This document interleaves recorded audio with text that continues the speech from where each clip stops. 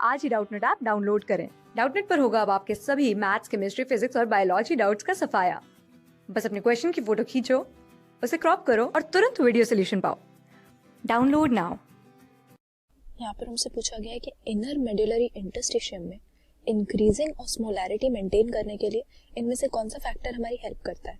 तो यहाँ पर इंक्रीजिंग ऑस्मोलैरिटी की अगर बात कर रहे हैं तो किडनीज के दोनों रीजन्स के बारे में हम यहाँ डिस्कस कर रहे हैं, क्योंकि किडनीज का जो बाहर का हिस्सा होता है इसका कॉर्टेक्स या कॉर्टिकल रीजन कहते हैं, जबकि जो अंदर का हिस्सा होता है उसको हम मेडुला कहते हैं।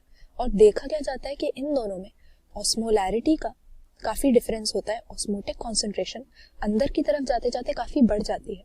तो यहाँ पर कॉर्टेक्स में हम देखते हैं कि करीब 3 मिली ऑस्मोल पर लीटर की हमें यहाँ पर ऑस्मोलैरिटी मिलती है, जबकि मेडुला में जाते जाते ये करीब 1200 मिली ऑस्मोल पर लीटर तक बढ़ जाती है। तो इतना यहाँ पर क्यों फर्क होता है कॉर्टिकल और मेडुलरी रीजन की ऑस्मोलैरिटी में, ये मेंटेन करना जरूरी होता है ताकि जो हमारा नेफ्रॉन है, यहाँ पर हम देख सकते हैं नेफ्रॉन का डायग्राम, जो कि हमारी किडनी का स्ट्रक्चरल एंड फंक्शनल यूनिट होता है, यूरिन की फॉर्मेशन में हेल्प करता है।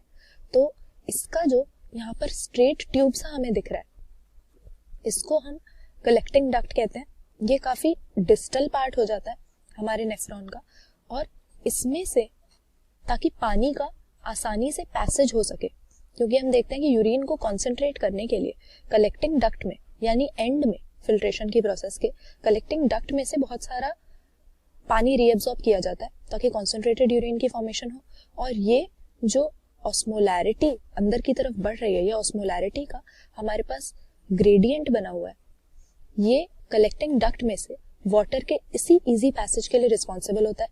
या हम कह सकते हैं कि हमारे नेफ्रॉन्स में एक कॉन्सेंट्रेटेड यूरिन अगर हमें बनाना है, उसके लिए ये ऑस्मोलैरिटी का डिफरेंस हमें चाहिए होता है। अब किस फैक्टर्स की वजह से ये हो जाता है, हमारे कॉर्टेक्स और मेडुला रीजन में ऑस्मोलैरिटी का ये डिफरेंस या ग्रेडियंट, वो हमें यहाँ पर देखना है। पहला हमें दिया है कि वासा रेक्टा में काउंटर करंट। तो सबसे पहले हम समझ लेते हैं वासा रेक्टा होता क्या है।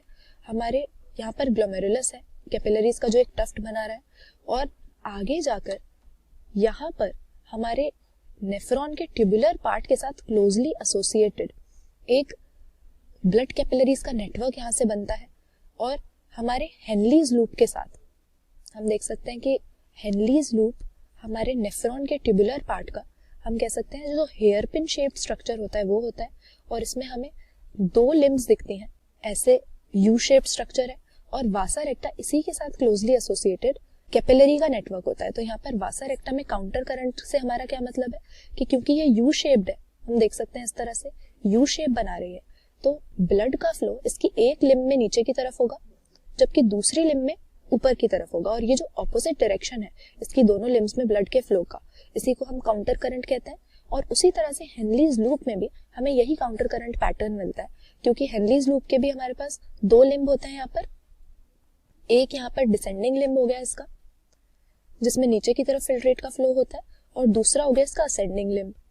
और इन दोनों में भी फिल्ट्रेट का जो फ्लो का डायरेक्शन है वो एक दूसरे से ऑपोजिट होगा। तो काउंटर करंट हमें हेनलीज लूप में भी मिल रहा है, और ये हेनलीज लूप और वासा रेक्टा आपस में क्लोजली एसोसिएटेड है, या प्रॉक्सिमिटी है इनके बीच में। प्रॉक्सिमिटी मतलब कि एक दूसरे के पास है, ये तो नियर बाय लोकेटेड है।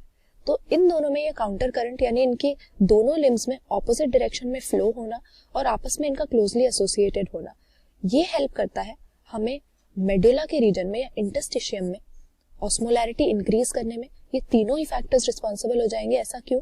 क्योंकि हमारा जो हेनलीज लूप का असेंडिंग लिम्ब होता है, ये NaCl और यूरिया जैसे कुछ सब्सटेंसेस की एक्सचेंज करता है, जो वासा रेक्टा की हेल्प से फिर मेडुला में, या हम कह सकते हैं इंटरस्टिशियम में रिटर्न कर दिए जाते हैं। और ये आपस में जो इनका एक्सचेंज हो पा रहा है सब्सटेंसेस का, इसके लिए इनकी क्लोज प्रॉक्सिमिटी और इन दोनों में प्रेजेंट काउंटर करंट मैकेनिज्म का जो पैटर्न है वो रिस्पॉन्सिबल है। तो यहाँ पे ऑप्शन बी सही आंसर मार्क कर देंगे। ABC तीनों ही फैक्टर्स हमें मेडुलरी इंटरस्टिशियम में ऑस्मोलैरिटी को इंक्रीज करने में हेल्प करते हैं, क्योंकि NaCl और यूरिया जैसे कुछ सब्सटेंसेस की कॉन्सेंट्रेशन यहाँ पर बढ़ा दी जाती है इन्हें इंटरस्टिशियम में डिपॉजिट करके।